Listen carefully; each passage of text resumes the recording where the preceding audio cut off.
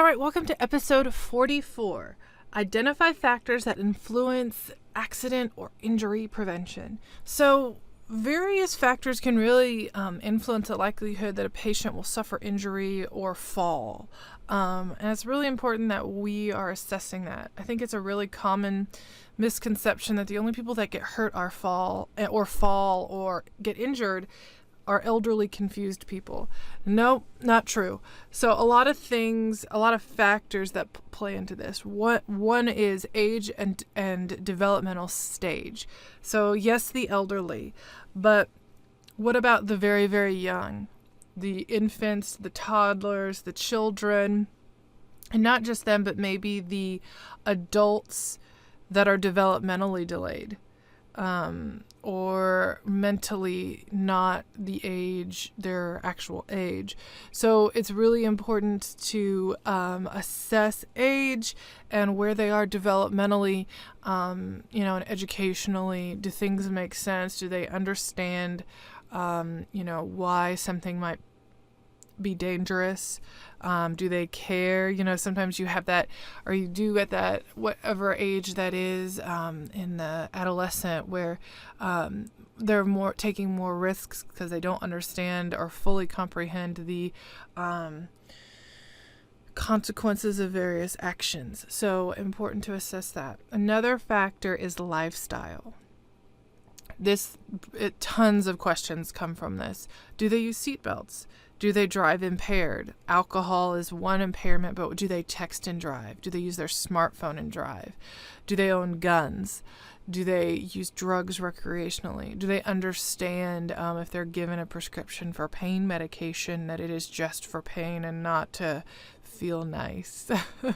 Important thing to assess now with our opioid epidemic occurring.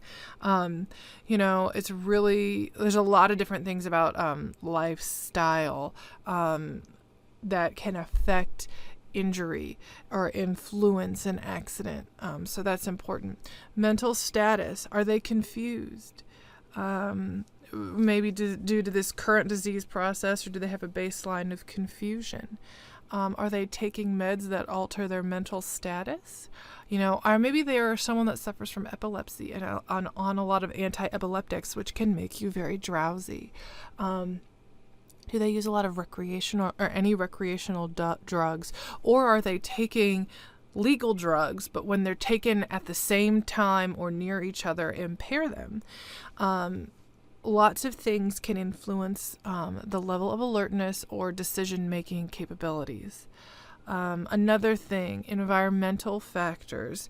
Do they have tripping hazards at home? Rugs at home? Are they on oxygen with long tubing all over their house? And do they have impaired sight where they can't necessarily see an oxygen tubing and might trip and fall? Do they have safe living conditions in general? Many people have seen these shows on various networks that talk about hoarding. That would not be a safe living environment. There's a lot of trip hazards in a home full of stuff. Sanitation issues as well. Those kinds of things are all factors that influence accident and injuries. So let me go through those just broad categories again. Age and developmental stage, lifestyle, mental status, and environmental factors. So be able to understand and identify the factors that influence accidents and injury prevention. This has been another episode of the unofficial NCLEX Prep podcast. To get the massive PDF guide that goes along with this podcast, head over to nrsng.com/NCLEX-Prep. That's nrsng.com/NCLEX-Prep. That's a free download that you can take with you anywhere, and you can basically have this podcast in text format. Our goal here at nrsng.com is to give you the tools and the confidence that you need to succeed in nursing school, on the NCLEX, and in your life as a nurse. We want you to succeed, and we want you to become part of this movement of nurses that is dedicated and motivated to learning and becoming the best nurse that they can possibly be. My name is John Haas, RN CCRN, and I'm the founder of NRSNG.com, and I sincerely thank you for being here, and I'm so proud of you for taking this step in your journey. Now you know what time it is now. It's time to go out and be your best self today. Happy nursing.